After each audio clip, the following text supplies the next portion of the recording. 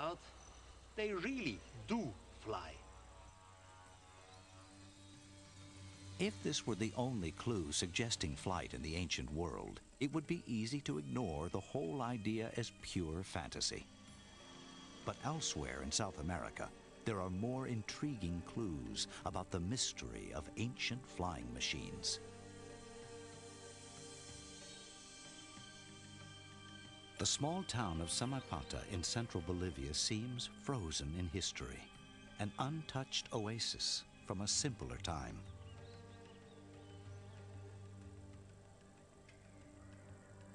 Penetrating this remote wilderness requires a long, difficult journey, even with modern transportation. Here the mountains hide a centuries-old mystery that could relate to the possibility of flight in ancient times. Silent and alone, a strange mountain called El Fuerte juts into the sky.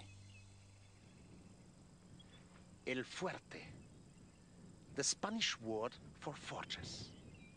A fortress cut out of the rock by pre-Inca tribes? Perhaps. A sanctuary? Most likely. But if it was a fortress or a sanctuary, why don't we find in all of South America a comparable place? Experts are baffled by El Fuerte.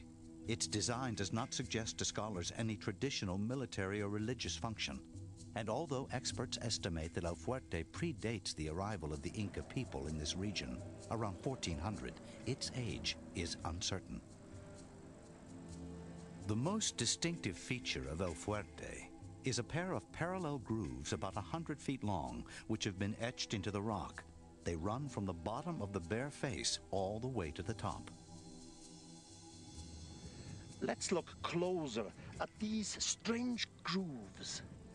Obviously, they point to the sky.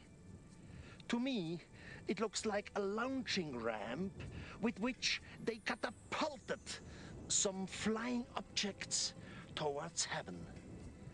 Flying objects which they had observed being used by their gods.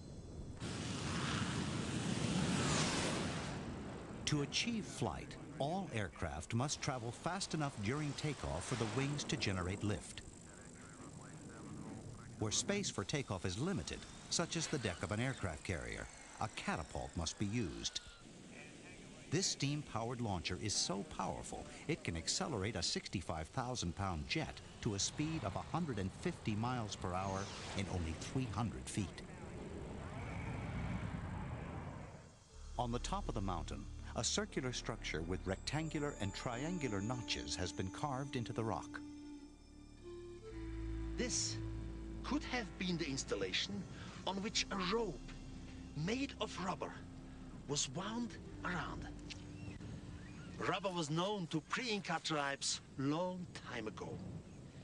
The tied rope was attached to the flying object below. Then the anchors were knocked away and the object took off into the sky.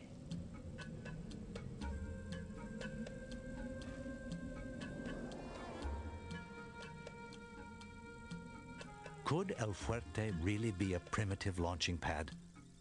Or is this possibly another example of imitative behavior on the part of ancient people?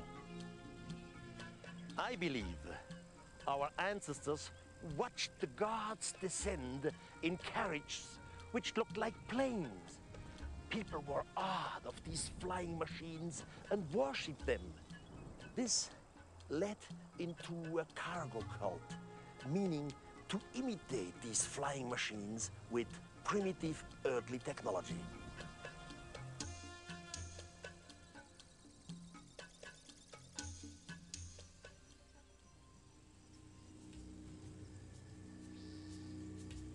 For 300 years, from 900 to 1200 AD, Tula was the capital of the Toltec Empire.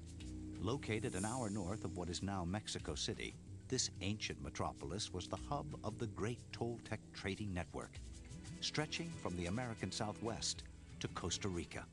At its peak, Tula was a densely packed city of perhaps 60,000 people. Do these ancient statues depict great Toltec rulers, famous warriors, or perhaps religious figures? Or are they something entirely different? Scholars interpret these statues as depicting warriors ready for battle. On the chest is a butterfly, a traditional Toltec costume element. Held in their hands is an altal, the unique central Mexican spear. On the shoes are flowers, which symbolize the gentleness of King Topiltzin, who first made Tula the capital of the empire. Now really, strange warriors with butterflies on their chest and flowers on their shoes. In my opinion, the ancestors of the Toltecs had contact with extraterrestrials, which they worshipped as the gods. Centuries later, they tried to imitate these gods. Because they had only oral history, many details were lost or not understood at all. Could this object on the chest, which clearly is attached with straps, be a life support system? Or the objects in the hand, a powerful weapon? Though researchers dispute this interpretation, the true meaning of the Toltec statues remains a mystery. Could ancient cultures have been influenced by visitors from another world? To some, archaeological findings elsewhere in the region keep this question alive. Tikal, the oldest and largest city ever built by the ancient Mayans.